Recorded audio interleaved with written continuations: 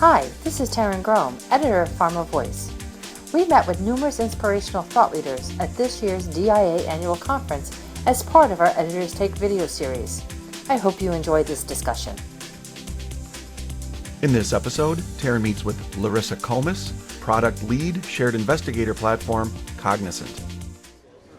Hi, Larissa. How are you? Hi, I'm doing well. Thank you very much. Welcome to DIA in San Diego. Thank you. It's so great to be here. It's been a great conference so far. Excellent. I'm glad to hear that. You joined Cognizant as the shared investigator platform lead about 6 months ago. What made you decide to take that role? So I actually have been familiar with the Shared Investigator Platform, or SIP as we call it, since it was an idea, because I've been in the industry for almost 20 years now. It came on my radar many years ago. And as the SIP evolved and my career evolved, it was a really great opportunity for me to do something that I really think is going to have a huge impact in the industry. So I'm really happy to have the chance to get involved. Wonderful. How is Cognizant's SIP reducing administrative burden on sites today? Yeah, so sites have a lot of challenges, and one of the biggest challenges that they have is sponsors ask them to do a lot of the same things over and over again when they are participating in clinical trials. Sponsors will ask them to fill out the same information in their feasibility surveys. They'll ask them to send their CVs over and over again, their 1572s over and over again. They also have to manage a lot of this via email. Safety notifications fly into their inboxes and choke them. And so what SIP is created to do is really eliminate a lot of that investigator burden and administrative burden by actually centralizing a lot of that information so that they can share that information one time in SIP. And then what SIP does is all the sponsors who are on SIP leverage the same CVs, 1572s, feasibility survey answers, and they send safety notifications through SIP. So the amount of administrative burden on the sites who use SIP decreases significantly.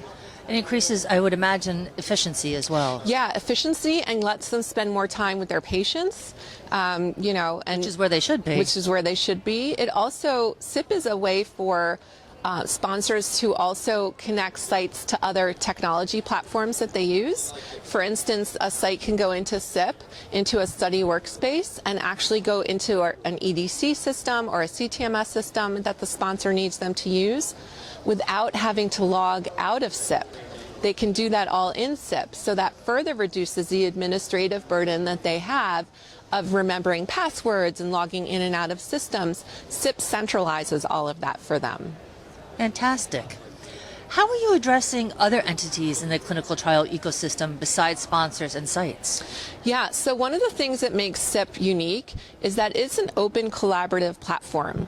And so what we mean by that is we have already built a lot of APIs. And our goal is for other technology vendors and sponsors who need other systems to interact with SIP to be able to plug into SIP very easily. So we have, companies who are using SIP through API integration with other platforms.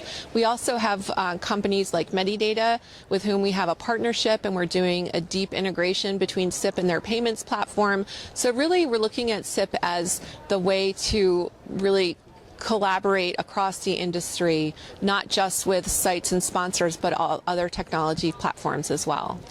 Larissa, I'm sure you're not satisfied where SIP is right now. So what are some of the new things that are becoming online? Yeah, so we have an incredibly exciting roadmap ahead of us.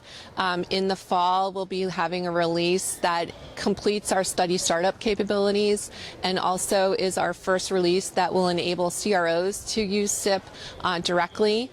Right now, CROs use SIP on behalf of sponsors, but in the future, we'd like CROs to be able to access SIP directly as well for their customers. And we have talks going on with a lot of other technology vendors throughout the clinical trials lifecycle that will be announcing in the future that will have, other impacts on SIP as well. I wish you continued success. That sounds wonderful. Thank you. You recently wrote an article about best practices for adopting the Shared Investigator platform.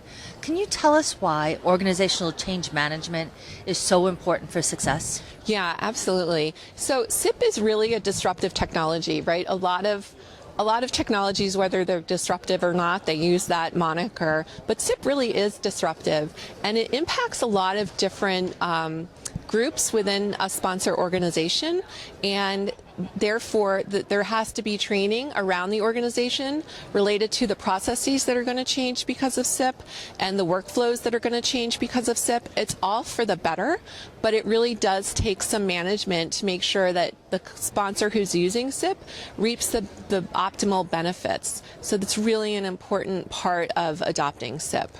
Fantastic. Thanks so much for joining us for our Editors Take Video program here at DIA. Thank you so much. It was a pleasure speaking with you. For more information on this topic, visit our Thought Leaders website. For more Editors Take videos from the DIA Annual Conference, visit www.pharmavoice.com. Thanks for joining us.